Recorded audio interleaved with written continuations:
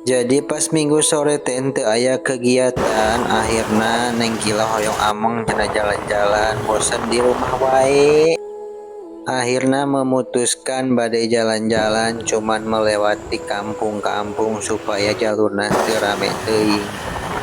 Tah Neng Gila nuju jalan-jalan meni bahagia pisan mukana. Nah, abdi ge nuju dibonceng sambil nyepengan si Sakila.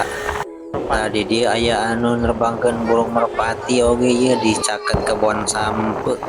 Tuh kebon sampena meuni harejo pisan meuni resep nempona oge nya. Aya ge kebon cau tuh. Tapi di dieu mah lolobana si kebon sampe.